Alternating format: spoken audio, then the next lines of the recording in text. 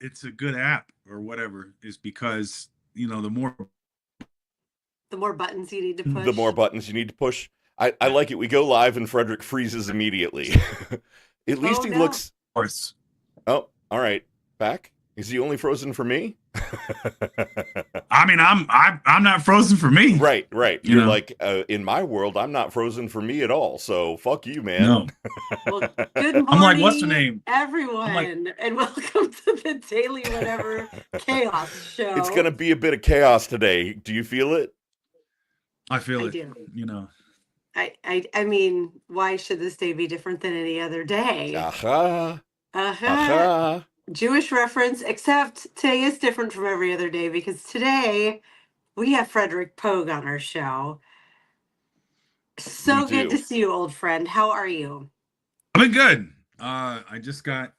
I spent the weekend in Orlando going to the Central Florida Film Festival. Ooh. Ooh, I kind of escaped some of the weather that happened in Denver, and then yeah. got Brother, back just in weather time. happened everywhere. This. It did, yeah. My buddy was trying to get back to Philly, and my other friend was telling me that he lives in Northern Virginia. They got 5 inches of sleet that turned to ice. I've never seen Oh, I've never seen that. 5 inches. Damn. I mean, I've seen sleet yeah. cover Northern Virginia when I worked at DCA, where it's just like, and it just turns into ice, like a thin layer of ice, and it's just dangerous. But Oh. 5 inches? Yeah. I mean, Like I've five, seen See, I five don't inches get that. before. Yeah, me too. You don't usually get that fired up about 5 inches, but when it's snow, you do. well, that's what I'm saying, Dana. If you get 5 inches, you got to make it work. Like I mean, it is what it is. So Yeah. You Yes. know, Something about boat, motion, ocean. right. There's nothing wrong with 5 inches, but when it's sleet, that is Yeah. miserable. When it's 5 inches that of is. ice, that is an entirely. I mean, that's like an ice skating rink. You could play hockey on that shit. Are I we mean, going if to it's move on to ice jokes now? well, yeah. Oh God. I mean, I was going heated rivalry, but then yeah, we could also go ice. Oh, I haven't watched Heated Rivalry, but I've heard all Mm, about it on Savage Love and how mm. hot it is. What it? Yeah, I'm like those are two things I'm like not familiar with. Like, Do you want to tell Frederick about Heated Rivalry, So Lawrence? it's a show on HBO, and it's Oh, hockey players who absolutely hate each other. Secret oh, twist: they're gay lovers. Like they hate each other. Ooh. They're on rival teams, but every time they play each other, they end up hooking up. And to And play each other. uh, yeah, yeah, it's what will Hollywood think of next? right. I It's don't a know, Mr. Hollywood. You huge. tell us. You're showbiz. Well, I mean, I'm shocked. It's like, two people that can't Shocked that stand. there's queerness in this television show. No, not that. It's like I'm shocked they're still using that old trope, but just putting a gay dressing on it. Yeah, Two rivals that hate each other but secretly are hooking up. That's such an original format for a yeah. story. It is when they're hot gay hockey players. That's never been done And before. now we know the audience. Like, Yeah, Right? yeah. It's like strangely, the gay dude and a bunch of straight women are really into this show. right? I, You like know, I said, I haven't I seen don't it, understand but it. I have what heard that all about it and that it's hot, that it's really good. So well, that's the thing. I mean, guys have had, what is it, the lesbian fantasy for a long time. I think it's fine for straight women to, have the two gay dude fantasy. That's not like their fantasy though, right? no. No, Like actually, that. there's a ton of straight women who vibe on dudes hitting it I with think, each other. yeah. I I mean, mean, there if you you get to go. see two super beautiful men in various states of undress, it's going to have an appeal. I will say that as a queer person who, Yeah. blah, blah, grew up Generation X, didn't see myself in the media, et cetera, et cetera, et cetera, boring, boring, boring. It No, was kind of revolutionary to see a show that had authentically portrayed sex scenes between gay men yeah. and That's what Dan sorry, Savage talked between about. men who have sex with men. One of them doesn't identify as gay, blah blah blah.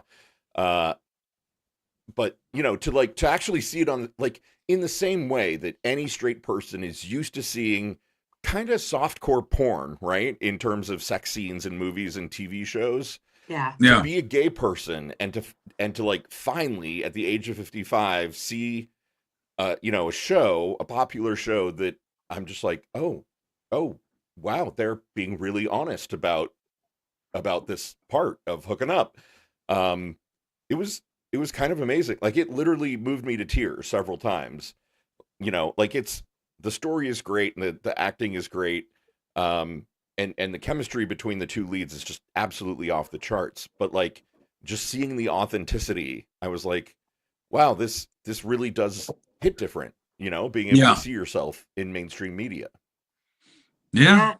Dan Savage that's like you and Dan had the same exact take on it of it's actually representative because there is a lot of it's almost like queer baiting. Like there's a lot of gay characters in shows and couples, but they're either comic relief Right. or they're, I don't know if you watched Heartstopper. I did because I have teenage daughters. Yeah, I did. But it's two teenage boys, and it takes until like season 3 till they actually have sex, and you're like, okay, guys.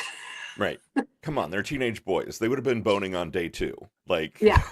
It's very, and even the sex they're having is like, right. I mean, it's a show for teens, to be clear. So yeah, it does make sense, but it's also not not realistic. So that was Dan Savage's comparison, and so I was very intrigued by the show. I'm glad you agree, Lawrence, because if you and Dan both say it's authentic, I'm just going to go with that's the definitive answer.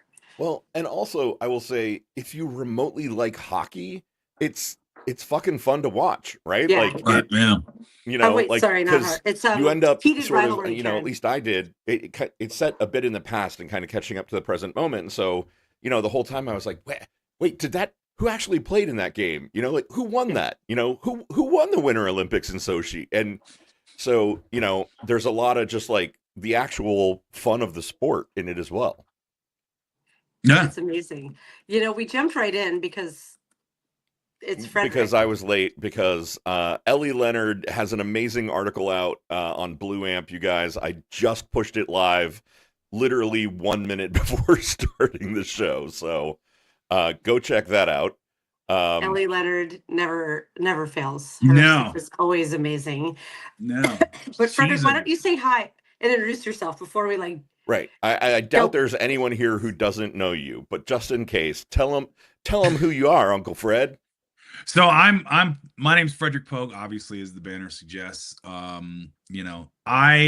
have a Substack called Missives from Middle-Aged Man, and I also do some stuff on YouTube. I was getting a TikTok going, but that's seems to be done. Yeah. I did a sort of a final, I'm waiting a final TikTok where I told Larry Ellison to go F himself multiple times, called him fascist. I'm waiting to see if I get like actually banned from it so they can save me the trouble. Or shadow banned. Can you catch everyone up just in case someone doesn't know? What's going on with the TikToks? Yeah, what's going on with TikTok and like Oracle and Ellison and blah blah blah. Larry Ellison and the Ellison family are determined to become. They're vying for the title of America and the world's most evil billionaire. It was Jeff Bezos, then Elon Musk got it, but now the Ellison family and Larry Ellison seem to be like they want to do it. So their Lex Luthor sort of style plot is they just want to control all media.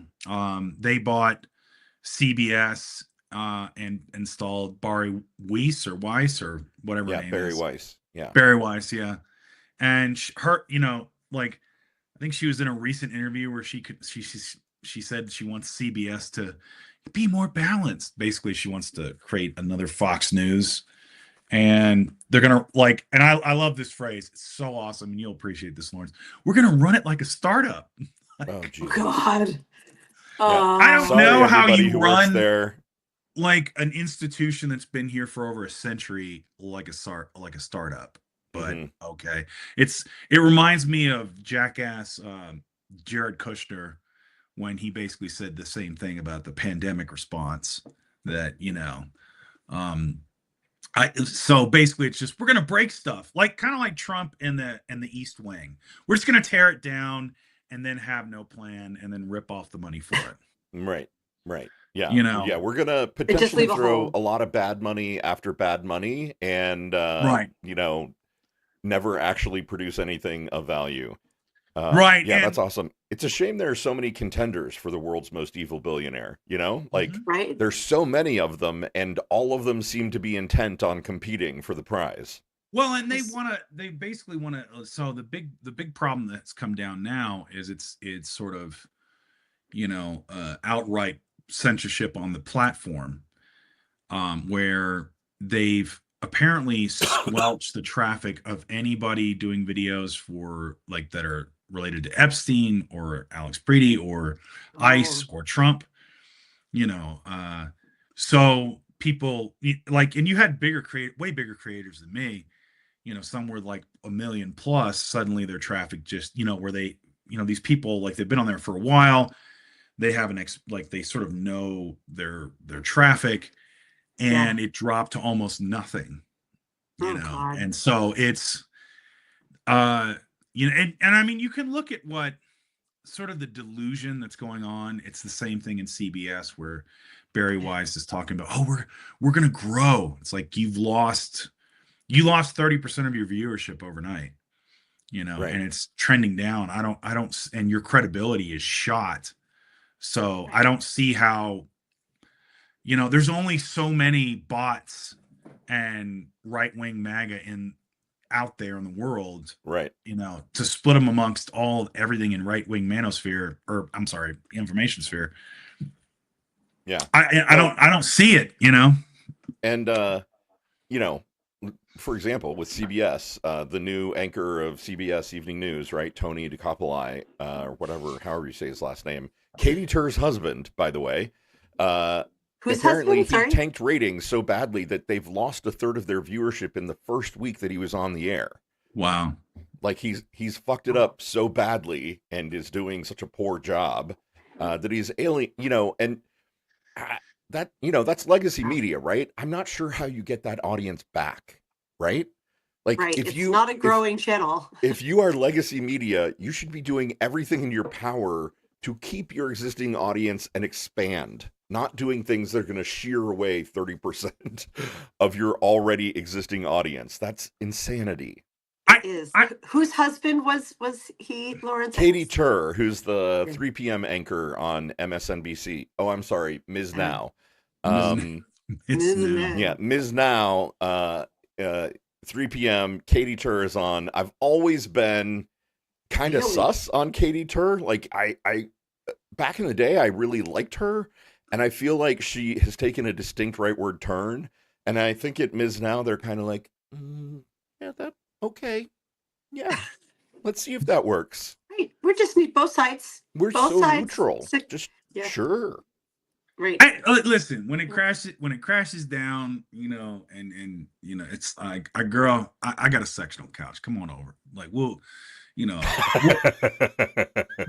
read. Fred's always thinking of comforting the ladies after they experience trauma. Come on now, come on over. I got some Kerouac. I'll feed you some fried taters, and we'll just we'll do some edibles. We'll be all right, baby. We'll make it happen. All right, big dog.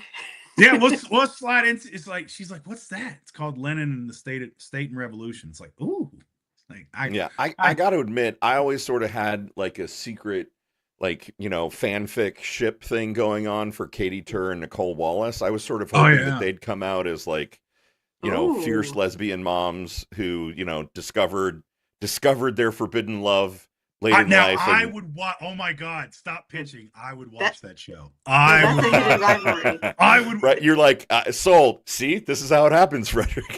Yeah, Right. I would watch that show. Like, right, right. That's- Secretly, they're It's heated rivalry part 2. Secretly, they're competing against each other to see who's got the number 1 show, but really, they're in love and they're co-parenting their 5 kids. Right. I would watch that show if there's a lot of comedy, and especially if their neighbors were the gay hockey dudes, right? Like that would be. Oh my God! I would watch the hell out of that show. Where it was just Dan and Daniel, like that lived next door. Like, yeah. No, that would be classic. In heated rivalry, it's oh fuck, I can't. Ilya, because one of the guys is Russian. Of course he is. Yeah. Of course he is. Oh, yeah. So But TikTok, Frederick, no, yeah, I'm well, relieved to hear yeah, you say that, because I time and time again keep being like, if you really want to be a creator online, you've gotta get a TikTok account, Dana. And I've fought it just because of the invasiveness of their software and blah blah blah. And then every time I'm like, you know what, I'm just gonna do it. I need to go join the modern era and be on TikTok. Some shit like this happens, and I'm like, nope. Um, but I did see that Melissa Corrigan posted this morning and said, I think the phrase she used was, "We're being tea kettled, liberal creators. We're yep, Yeah. all here on Substack and YouTube now, and when we are consolidated and feel when we flee other channels because we feel unwelcome or we're being throttled, and we're all in just one or two places, it becomes very easy to hit the off button." What do you think about that? Are we obligated to stay in spaces I, that are hostile? I think it's kettled, not tea kettle. I mean, I'm going to be that guy and say, It's okay. but because it's about kettling fish, right? Like you right, yeah. turn fish into a kettle. Sorry, in the morning I have kind of a one-track mind about the Yeah, tea. tea kettle. I mean, I don't think we're obligated to stay in a space where we're being actively demonetized, and it's like No, time is precious, right? Like, right, if I am not going to get any return from building up a TikTok audience, then don't waste my time, like, and don't. I mean, that's a form of censorship, right? In the sense that if I only have limited hours in the day and I could build up an audience on Substack or my own website or on YouTube, or I could waste my time trying to build an audience on TikTok when I'm actively being throttled, then like, fuck you. I'm not going to spend any time on Yeah. TikTok. It's not my obligation to be the last man standing on TikTok. I think what's kind of fascinating about this moment is where the tech bros have shifted over the last decade, where it used to be like, the internet needs like more libertarian, it needs to be whatever you want to say, and room for all voices, yada yada yada. And now they've all gone to fascism, and they're in this sort of delusion of AI is going to be the saving grace that saves everything. Yeah, And right. I think they're trying to kettle us, but part of them I think is convincing themselves that cable news still matters, and even though we reference it and we talk about it, what I find interesting is sort of like my audience is baby boomers, and you're getting like baby boomers are getting more tech savvy, I think, because a lot of them have retired and a lot of them have time to kind of, and also tech has become much easier to use, right? So the bar to kind of get into it is not as hard as it used to be. And I find like so they're gonna keep pushing these liberal creators off, but people are just gonna leave because at some point you're just gonna have bots talking to bots on Right. X and TikTok, and you'll have these stupid videos that like it'll turn into kind of like a version of World Star. Park Rose Permaculture was really big in the TikTok space, and she's thinking about leaving. And she's on YouTube, right, where she's been there. She's like a creator that blew up in the last year and is really one of the things she mentioned was that TikTok had like this community aspect to it, right? Where people would talk to each other in the comments, and you would get this sort of interaction. That's going to be lost, right? Those are the things that, like, I mean, you think about it, like even this show or what we talk about, like how we know each other, the community we sort of have here on Substack. That's how TikTok used to be. It's not going to be like that anymore. And anything that the billionaires and the tech pros touch, that goes away. And people eventually try to find it. That's the whole nature of parasocial relationships. Right. So at some point when the bottom drops, when it's like someone goes, hey, this is a bunch of bots talking to other bots and we shouldn't really invest in this. And it just, it's going to be fascinating because you're going to have like all of us liberals going over here and like, hey, you want to keep making money, don't screw with it. Yeah. Because everybody's over here now. It's a great point, Frederick. And kind of I think to Melissa's bigger point of, we're being kettled into certain spaces. think about it, right? Like if we're only on Substack and YouTube, Mhm. and we already know that Google owns YouTube, Google has made, genuflections and accommodations to the Trump administration already. Yeah. Substack now has this massive investment from Andreessen Horowitz, which, are tech bro, libertarian, techno feudal dork bots. Like, Mhm. do we think if it Techno-feudal comes down dork to it bots. in like a moment of crisis, that those two companies aren't going to bow down to Trump and be like, you know what, we're going to take the hit, but yeah, we'll shut down our network for a couple of days, right? Like, oh, oops, YouTube is offline due to an unexpected problem for the next week. Or, Right. Substack, suddenly we lost, a million users' data, including all of their posts and comments. I, you know, do we really think if Trump feels like we have been accused of suffering from a lack of imagination up to this Mhm. point, right? And we all know it because we all heard the people who are like, "Oh, he's not going to run. Oh, he's not going to win. Oh, he would never foment an insurrection. Oh, he's going to be held accountable. Oh, he wouldn't run again. Oh, they Right. won't let him. Oh, he's going to be barred from the ballot. Oh, he can't win again." All of that has been wrong. We have Right. we have all collectively suffered from a massive failure of imagination. And those of us who had the imagination for it were told that we were stupid and that we should shut up and that we were crazy. We cannot anymore think of anything as being off the table. If Right. Trump felt like he was going to lose control of his hegemony, of his power, would he not shut down YouTube and Substack in a fucking instant? Of Oh yeah. course he would. Yeah. Even if it crashed the fucking economy, even if it ruined those two companies, of course he would do it. Like, it's a real thing that Melissa's pointing out that we should pay attention to. And I don't know Mhm. what the answer is other than, we build our shit here and we come up with offline solutions to figure out how to, I don't know, Pony Express and Underground Railroad each other, when the fucking nightmare happens more I than it think I is. think like where I think this is where it's potentially where that's going to go is it's having contact with organizations like community organizations like say No Kings or people you've worked with or protested with like um because you bring up an interesting point because the thing is there is no bottom to the depravity of who Trump is and the lengths he's willing to go, right? Stephen Miller or whoever's directing it, these people are just awful people and they're in this delusional bubble. The interesting thing about that is reality has a limit on what you can physically accomplish, right? I remember, when I started, this is decades ago when I first started working out, and it's like, oh, I'm making these, gains in the gym and blah blah blah blah blah. It's like, and if I could just keep doing that, and somebody was like, yeah, but eventually you hit a you start the gains become less and less and less and less and less because otherwise you could just eventually be like Captain America and bench the entire gym or whatever, you're Incredible Hulk. Right. And so we've seen Trump constantly violate these norms. But what's fascinating about this shift is that people are getting to the point where we're tired and we've had enough of the, you know, well, let's be civil. Well, let's try to work together. Well, let's try to. No, we're done with that.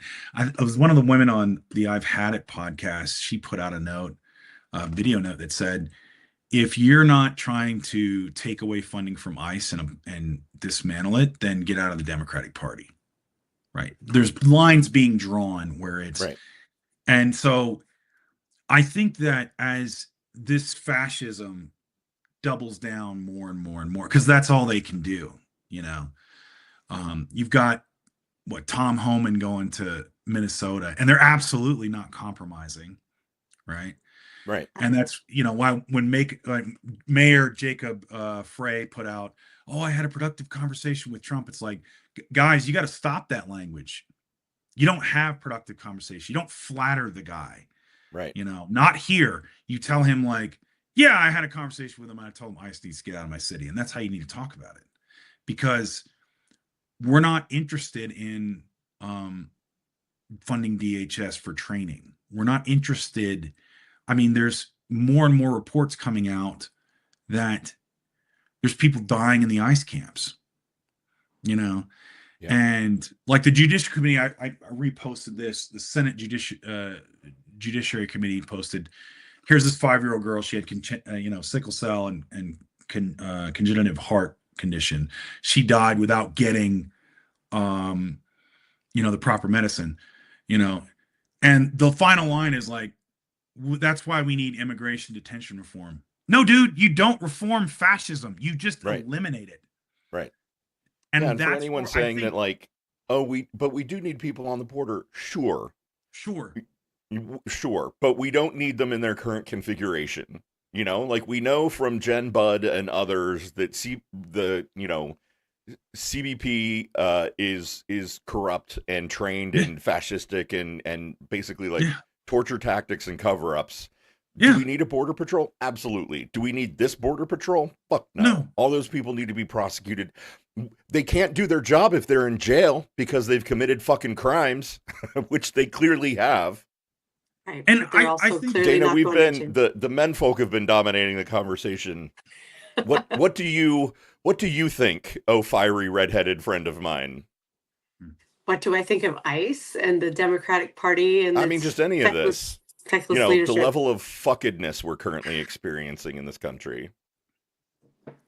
I think it's nice to see the change in language that I've been seeing around this from some. I'm not sure I agree about Jacob Frey. I think he's doing an incredible job of being, I feel like he's being like the bad cop to Walsh's good cop, or at least he's being more aggressive.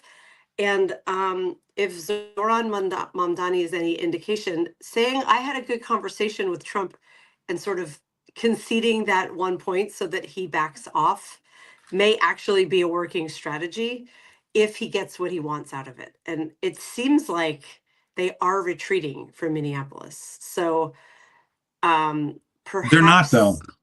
They're not. They just no. In fact, they came out today and said they're not leaving. Like Heather Cox Richardson wrote about that today. They're not leaving, and that's the thing with Trump, right? Is because and what was it? Even Ron Johnson today. So Ilhan Omar, I always mispronounce her name.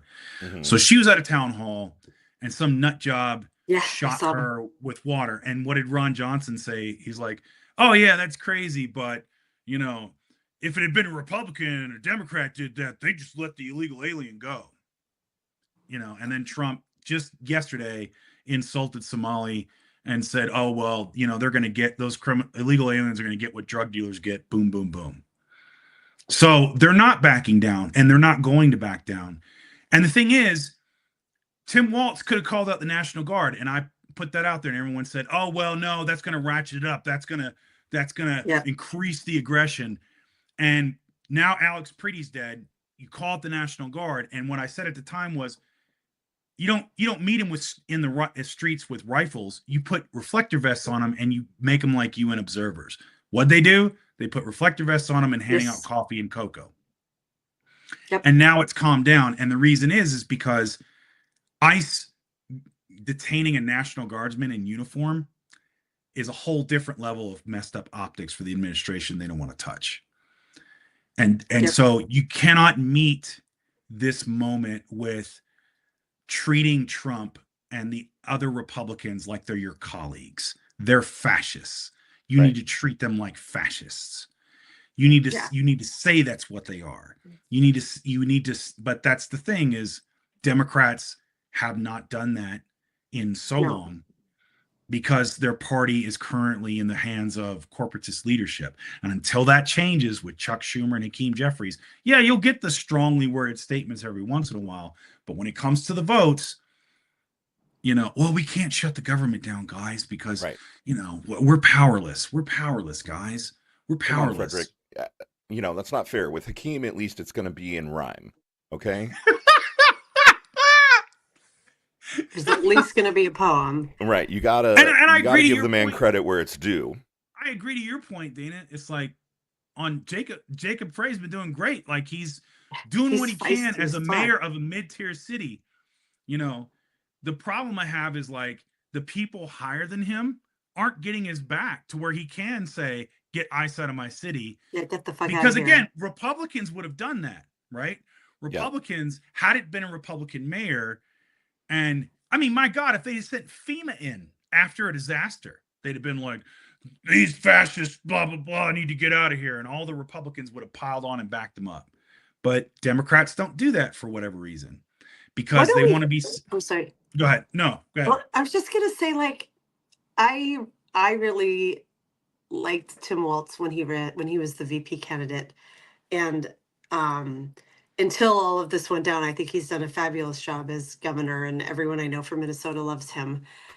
I don't know that. What do you actually? I don't want to lead the question. What do you think of his leadership over the last week or two as all of this has gone down in Minneapolis? Lackluster, but that's not his fault, because the thing is, like,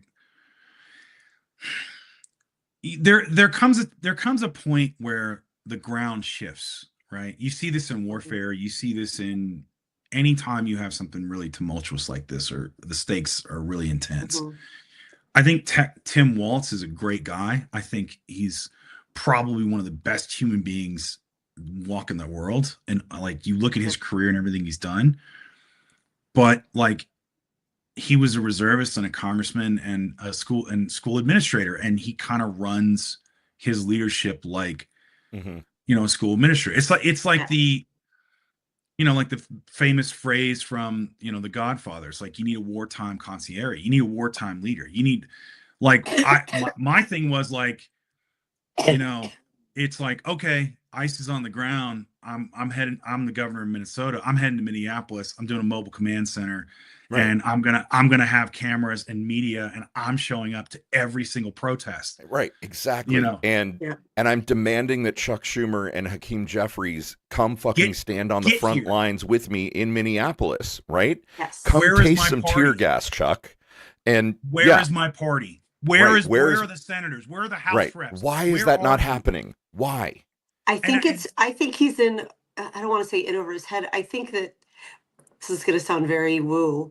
I think he's a leader with so much heart that this has just rattled him, and he's come across, at least to me, as too timid or gun shy, because this isn't what he signed up for. He's the governor of a state. He's not running a country. Yeah, in I think we're wartime. seeing And kind of the limits of Tim Walz, right? Like, which Yes. is, we liked him as a potential VP candidate, but what we're seeing is that he was not ready for the job. And I don't think anybody this is currently. Yeah. I mean, I think But you would I have don't had think more anyone instincts, is. Frederick. However, I would argue that of all the people who have ever run for president, Hillary Clinton actually had sort of the, hey, they're going to punch you in the face, training that would have been necessary in this current era, right? Same with And maybe Kamala Kamala Harris. had that too, of, you're not getting. Absolutely, she'd be there in her Converse and her pearls and her blazer. Be like, you coming for me? I'm standing with my people. I think you like the moment. I mean, think about the moment we're in, just like for a second, in our lifetime, and see what we've like. You have concentration camps in this country. We've had them during World War II, but like not in our lifetime, and you have out and out fascism where masked secret police are executing American citizens in Minneapolis. They're, of all places. Mm-hmm. There's been so many norms shattered. And I think what you have is you have this elite class of politicians that has basically known, well, I take corporate money, and then every once in a while when the peasants kick up, the plebs kick up, I give them a little bit, and it's more for stability. We're just doing, but Donald Trump isn't a stabilizing figure. And the people behind him, they don't want stability. They want fascism. They want Christian nationalism, and they are absolutely willing to tear things down. So the opposition in this moment has to be in an uncomfortable place, an unfamiliar place, and take risks and risk their office, their livelihood, their backers, their personal freedom, even their lives. I mean, you hear people on the ground in Minnesota the reason they're not backing down, one was quoted as saying, you know, we've got to stand up now or it's just going to get worse, even if it costs us our lives. Like, that's the mentality people Yes. in Minneapolis are having. Like, and I mean, it's come out. yeah. Alex Pretty was defending his neighbor and broke a rib. He had a broken rib when he was killed, and he was Right. Yeah. still out there. Broken by ice. Broken Don't by forget ice the week yeah. before. The Big- week before. and I don't know if he was targeted, like somebody recognized, like, so there's that floating around. It's Right. like, oh, did they recognize him? And that's why they decided to make an example of him. And like, these Yeah, are the that's smart. conversations we're having. And the problem I had with Tim Waltz was like, when you go on TV or you ask your constituents who are being murdered and brutalized, hey, just stay peaceful. That's not enough anymore, man.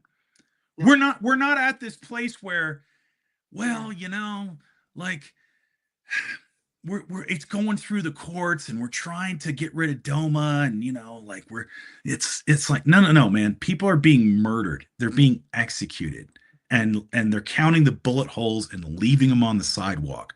We're past the point of, hey guys, just try to be peaceful while we, take 3 years to go through the courts and maybe get it up to a corrupt Supreme Court. Right. We're past that point. Like, we Yeah. need you to go, we need Democrats to start saying, we need to arrest Clarence Thomas for corruption. We need to arrest Brett Kavanaugh. Right. Like, right. that's the not just language you need impeached, to be but at. actually arrested and tried. Right. I just want to point out, as a fun new hobby, I've started monitoring our comments on YouTube because we're simulcasting on YouTube. Somebody on YouTube just said, I'm sure a fucking troll. He said, I just popped a perky Charlie Kirky. So I just wrote back and I said, So your jugular vein exploded?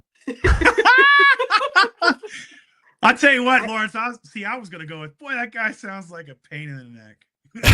Can you just, Lawrence, can you repeat the comment, but in a vocoder voice? I heard it, but I didn't quite parse it. I just popped a perky Charlie Kirky. What does that mean? So A your perky- jugular vein exploded? Yeah. But really, what is commenter? First of all, thanks for watching. right. We've Welcome actually to got the 38 Daily people on YouTube right now. I think they're all trolls, except for Yanni, who our beloved friend who is watching on YouTube and being a champ over here in the comments on YouTube. Oh my gosh, I would like to what say does it mean to pop a?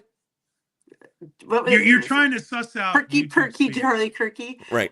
Literally, like that's he like insulting 4chan us? language. Like, they've got their own fucking meme upon meme recursive.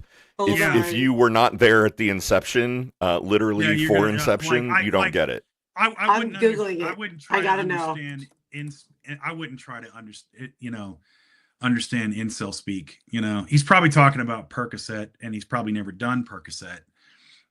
Like, it's like these guys that, we had one. I was in the intelligent masculinity conversation yesterday with Nick Paro and Banner and Backbone, and somebody popped up with the name Commander Cool, who said World War II was the fault of the Jews. It's like, oh wow, okay. Wow, talk about blaming Sure. the victims. Yeah, Okay. Yeah, right. And so, and of course, Commander Cool said, monogamy is not natural to men. I have to spread my seed. I was like, buddy, unless you're talking about a sock in your mom's basement, you're not spreading your seed anywhere. Stop it. Are you Stop Johnny it. Appleseed? Come on. So perky Charlie Kirky or Charlie Kirky pops. Someone in the Perky. comments over here is is a saying it's viral code for song. Percocet, which, okay, Yeah, it's sure. perk. Yeah, it's a perk. It's a viral internet meme and song snippets from late 2025. You were giving this so much more validation than it deserves. Well, because I want to know if we're being insulted or if we're being commended or if it's just something whacked. Satire. The songs often lead into the absurdity of the political commentary's public persona, sometimes referencing his South Park depiction, which he had previously called a badge of honor. Okay. Anyhow, welcome. And honestly, you can't go down that like 4chan Yeah, crazy please train don't. rabbit Oh, hole, I or you can. will literally lose sanity. Like, you will lose touch with reality. I could care less what they say because they're all anonymous. They never show their face. Right. I have way more courage. We all three have way more courage than these pathetic losers who may or may not be bots. Yeah, I mean, know. they sit around like in a fucking circle jerk eating each other's boogers, you know? Like that's basically the internet version of what they're doing. Right, yeah, I Or mean, maybe it's- literally. I'm going to Like Facebook and the Live reason they now eat each too. other's boogers is they're too afraid to admit that they have inclinations to eat each other's asses. It's like, Right. dude, look, that's fine. I mean, if listen, there's dirty talk with Lawrence and Fusen. They'll teach you how, like, just accept who you are, brother. Come over to the leftist side. We'll accept you. Right. That's it. You ain't got to be angry no more. You know? I gotta say, Fusen and I we're gonna reincarnate Dirty Talk one of these days. It's gonna be monthly instead of weekly, and we're gonna do it probably starting in March. We're both really busy, and we so want you're to gonna do say, it again. are you gonna call it the monthlies? Maybe. Dirty Talk : the monthlies. I mean, I don't know. I would, but then I'm Frederick, I do want to, so since we're talking about these sort of like basement dwelling, Chuds. basement dwelling, yeah, just incel garbage, masculine, blah, blah, oh blah. god. What Yeah. I would love to talk to you more about your work promoting positive masculinity, because I know you and Lawrence have both been on with Nick Pero talking about Yeah. this. I see what, and I know Eric Lolov's been doing it, and other men. Like, I want you to know, first of all, as the feminist killjoy that I am, that I so appreciate the work you guys are doing, because you are swimming upstream in a world where there's very little positive masculinity on the internet, and the world needs to see kind, bright, smart, masculine men like you showing up and being like, quit being a dick. Like, they're not going to listen to me. They're going to listen Well, to you. I just Men I are want to going to say listen to you. I want to say real quick, like, you were like the furthest thing from a killjoy. Like, I'm being you were very one of the tongue-in-cheek nicest with that people I've name. ever met. Oh, It's like every time I get on, like, I'm firing, like, I'm like, let's go out and hit him in the mouth, blah blah blah. And Dana's like, I just want to try to understand these people so we can maybe let them into the light and love that is all of being humanness. oh my God. Lawrence can attest that that's not all me. Did you want that? Is because once you had a negative thought about a barista at like a Starbucks? Is that what it was? No, Dana's. Probably not. I've seen Dana's vengeful side. I am feisty. I am feisty and assertive, we'll say. Assertive. But watching what's playing out in Minneapolis, even, and the tragic murder of Alex Preety, like, Yeah. that was positive masculinity, but it was also hyper masculine. That's what's so, I Yeah. mean, it's a tragedy if you can step like back from the obvious, like, it was Yeah. a tragedy, and just say, like, here was a man who was, bearded, big guy, carrying a gun, 2A forward, but also his livelihood was being a caregiver. He's a Mhm. nurse. And he died trying to help a woman up. He was Yeah. filming to protect his neighbors and to defend democracy. And in the end, the very simple act of just trying to help a woman who was being bullied by ICE Right. was his undoing. And so you have this very masculine but positive masculinity man who was murdered by kind of the worst of masculinity. These Right. Yeah. very scared man boys who think they're playing Call of Duty. Right. Yeah. You literally think they're playing Call of Duty. Yeah. Yeah. Yeah. Have you seen the video, Frederick? I assume that you have, of the I'm No, forgetting the creator's name. I was on, it was in Orlando, and actually, like, I got people were sending me texts, like, because I was like, all right, I'm going to this film festival, I'm meeting other creatives, like, I was gonna have a weekend sort of detox. Yeah. And I was getting sent the video, and A buddy, like my business partner and friend, he watched it, and he's former Philadelphia SWAT. And I said, "Yeah, man, they're just a bunch of cowboys." And the thing he said to me was really telling. He says, "No, no, no, no. I've worked with cowboys. I've worked with operators. I've worked with hard drinking dudes that had bad marriages and slews of women and all this other stuff. Everything you could think about with a cowboy. These guys are cowards. They're not cowboys. Yeah. They're cowards." And the problem, one of the things that you have in masculinity today is the right and the manosphere has convinced the young men that in their weakness, in their fear, in their lack of understanding, in their insecurity, that they can take that and it is permissible Right. to lash out and abuse and oppress women, LGBTQ folks, trans folks, like whoever. And that box keeps getting smaller and smaller because if you look at any manosphere content, what is it? Oh, you can't eat a hot dog. You can't eat banana.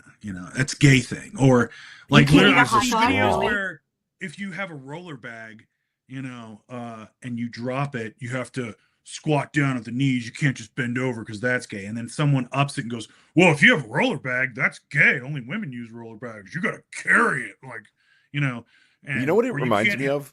Honestly, Yeah. there was, here, time travel with me in the very late 90s, very early 2000s on the internet, right? All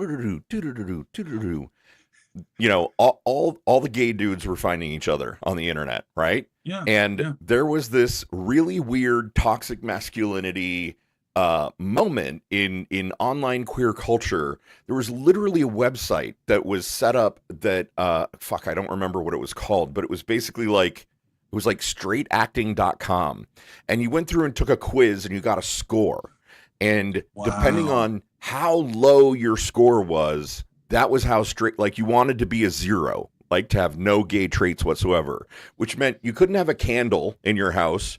You couldn't own a Barbara Streisand album or ever have listened to any of her songs. You couldn't, it was seriously the most toxic fucking bullshit. And there were a bunch of gay dudes who went through and they were like, I'm a straight acting 0 or what, and it was like, fuck you, bros. And that's what straight masculinity is going through right now. They're literally No, it is. recreating that gay website to make my sure that they God. are the most straight acting people they can possibly be.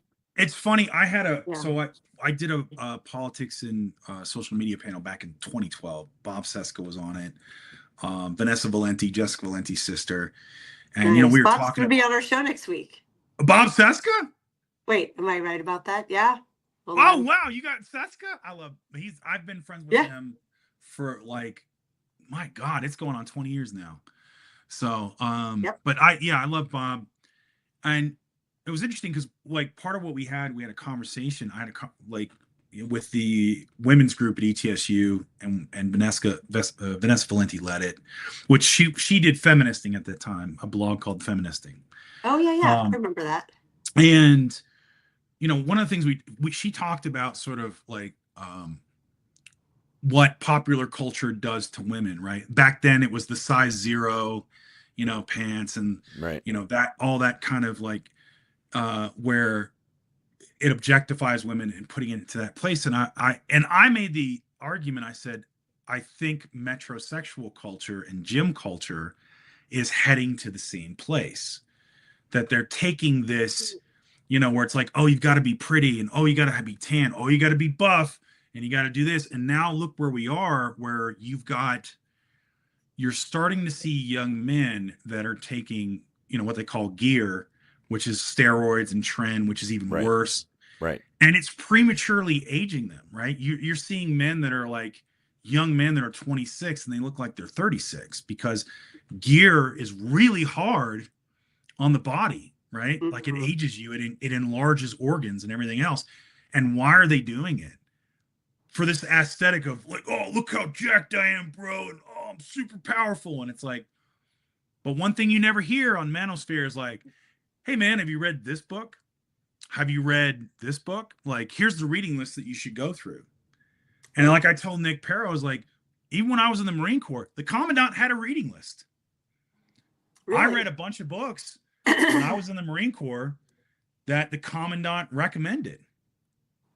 You know, I read Starship Troopers, Rifleman Dodd, and I got into I got into some other like I wish I could find that reading list, but like I was 19 years old and I'm reading, you know, because it's like, oh well, the commandant says we should read these books, and they had them for what rank you were, Mhm. right? Right. Those And are you called mentors. right. Young men need mentors. Right. And it blows me away where, you know, it's you guys are afraid of feminism, but you never read a feminist piece of literature, right? Right. Like, you know, you're Because afraid that of would be gay, socialism. Frederick. That would be very Well, gay. but that's, I mean, the thing is like, Doesn't make sense, but it doesn't have to. right, but that's the thing is all you got, you're just like, I look at you guys and you're just a bunch of scared little boys trying to Yeah. peacock and posture, Yep. you know, but you're not doing anything to resolve that fear, right? You're not doing anything. And again, because they've convinced you, because they're all sociopathic assholes, that, oh, well, I don't know anything to anybody. I can just do, you know, the world is whatever I want. I can demand this and it's whatever I feel and blah, blah, blah. And it's like, what happened to acts of service as masculinity? That's what Alex Pretty like exemplified, Right. Yes. right? Right. That's Are you literally serving what he your was community? living. Are you serving your family, your loved ones? Oh, I want a wife, but you like, you know, the thing I pointed out yesterday was, oh, I'm there to protect, you know, in case we're invaded, you know, like they want to harm my wife and I'll lay down my life. Yeah, you'll lay down your life for your wife, but you won't do the dishes. Right. You won't Right. listen to her when she has like You won't you let know, her vote. hey, yeah, you don't want her to vote. Yeah. Like you won't listen to her when she has something like she needs to talk to you about and have a hard conversation on, you know, pick up your socks. Really? Right. Yeah. How often in life does one need to lay down one's life for someone versus Yeah. the day-to-day, Right. how you make their lives better? Right. people Right. You around can you, promise correct. to lay down your life for somebody, but until that moment where it actually happens, you don't We won't know. if they're going to do that, if you're capable of doing that. You know, I know we're coming up on the top of the hour, and I want to tell. I've been haunted by this thought, right? And Yeah. Part of me wonders, like, I can't stop thinking about if Alex Preddy had a partner. Like, he's Yeah. 37. We haven't heard any. That's We not don't old. know. Sorry, We don't know Roger. if he's straight or gay, right? And I mean, full confession, I think he's cute as fuck. Like, you know, Me like too. it breaks my heart even harder because he's exactly the kind of like tall dorky guy that I like. And it makes me really sad to think that if he has a partner, I mean, I want him to have been loved, right? I want him to have been cherished by somebody. And then it makes me think, oh my God, that person is in such pain right now. Yeah. Having lost such a good man, right? And it really, Yeah. you know, me being me, it went even further. And I thought, you know, like I kind of, I don't know, my gaydar kind of sort of maybe goes off with him. And I'm like, I hope he was out. Well, he Right, was married because- to a woman. If he I just had a Googled it. partner, you know, like, and they weren't out, that person is in such extreme pain right now, Oh, Yeah. suffering a loss alone and not able to tell anybody about it. And so, you know, I mean, obviously my own shit is going on up in my head, right? I'm projecting a lot of things here. I fully admit that. Yeah. But also, like, I want that man to have been loved well. And if he I think was, it makes me unbelievably sad for the person who got left behind. I think I he mean, was. not that I read want them to go with. I just want Alex to not be gone. Yeah. I think he was. I think he was, man. Go ahead. He was definitely loved by. I've seen notes from his sister, from his parents, from the nurses, the nursing students he mentored. I mean, he was a beloved member of his community. Quick Google search. It's from people.com, so it's probably accurate. He was formerly married. his ex-wife, who didn't want to share her name publicly, hasn't spoken since they divorced more than 2 years ago, and she moved out of Minnesota. So maybe Lawrence, I'm just going to go with your fantasy and say because of his It's partner at home, who can't speak up because it will do harm reputationally to his memory. it's interesting kind of where we go with these narratives, because and this, as a historian, this kind of stuff fascinates me, where Right. I as a veteran, former Marine, I look at this as a stoic, right? Like, a big thing is, part of what you're doing in life is training, right? You're training yourself morally, mentally. Like, how are you going to respond in a situation? Like, the thing when we were in the military is like, when a crisis hits, you're going to fall back on your highest level of training. And if that's nothing, it's nothing, right? That's why I don't have any really respect for these keyboard warriors that want to sit around and say, oh, I'd do this. No, you wouldn't. You absolutely wouldn't. And I look at Alex Preety and, the images I saw, the little flashes of clips, and it's like, you look at how he lived his life on a daily basis and what he did. And when fate met him, he still upheld, like, even the most horrible circumstances. Yeah. He met fate as a principled man. As tragic as his death is, as evil as it was, he was helping a woman up, protecting her, and putting himself in harm's way. Yeah.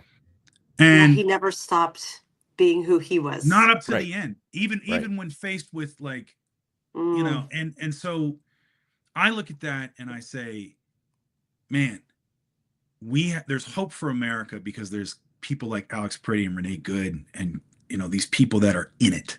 Right. And that is what the fascists can't take away. That's what, they have to lie, because they have to make you think that everybody's crappy, and so you might as well vote for a strong, crappy people. Right. Everybody's crappy, and so everyone should have a gun at all times. Yep. Right. Yeah. Oh. And there's Alex Preetys in the world, and there's Renee Good. I'm not mad at you, man. Yeah. And I'm not mad at you, man. yeah. The chat has been wonderful today. I have been reading along. I haven't made any Our comments. Substack chat has been wonderful. There's Substack chat, right? YouTube, we're working on it. But Kenny, I just want to read your comment. He said, I think this is one of the most compassionate and empathetic groups on Substack, and it's refreshing. And thank you. It's really, really, like, I can't even tell you how much that means to us to hear you say that. And Jeannie, I see here, it's not the critic, this is a quote, it's not the critic who counts. The credit belongs to the man who is actually in the arena, whose face is marred by dust and sweat and blood, who strives valiantly, who errs, who comes short again and again. At the worst, if he fails, at least fails. Old Teddy. Right. You Well, know. and then the second half of that is a couple here it is, posts yeah. down, while daring greatly, which is the piece of that everyone remembers. Yeah. Well, if I'm compassionate, it's because I got friends like you, and I'm able to talk to you guys, and you guys set the example. So, Oh, shucks, Fred. Oh, Frederick. yeah. You were like one of our very first Substack friends. Right. First and favorite. Unwavering. I mean, And- don't tell all the others. Well,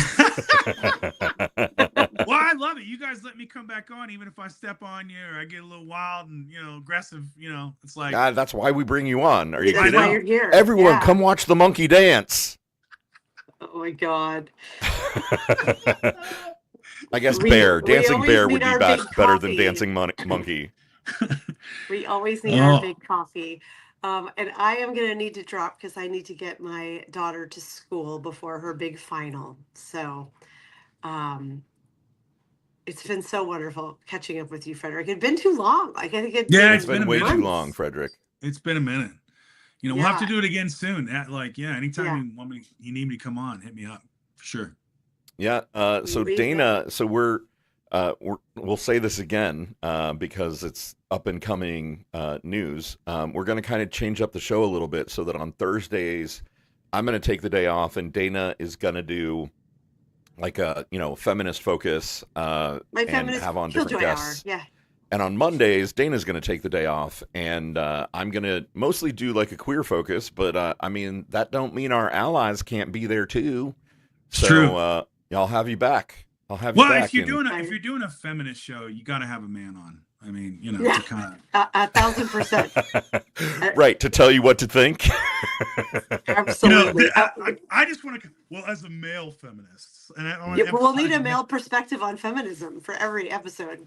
Point counterpoint 6-7. Right. We're gonna Right. just Yeah, do it's got to that. be fair and balanced. It does always fair and balanced. So, yeah, we haven't figured out a start date yet. We've got Bob Seska on Monday, so we're not So starting next not that Monday, one. but maybe the Monday after that. We're talking later today. We'll figure this all out, guys. But dig it. we are moving in that direction, and yeah, we're gonna be doing that. Love it. So Yeah. stay tuned, I love Frederick. In all seriousness, I could see how you being on that show, on a feminist show, for part of it, because Oh yeah, bring me on. I'll talk feminism about, exists with allies like you. Maybe not the first few. We're gonna get very, Yeah, whenever you we're need gonna me. get in it.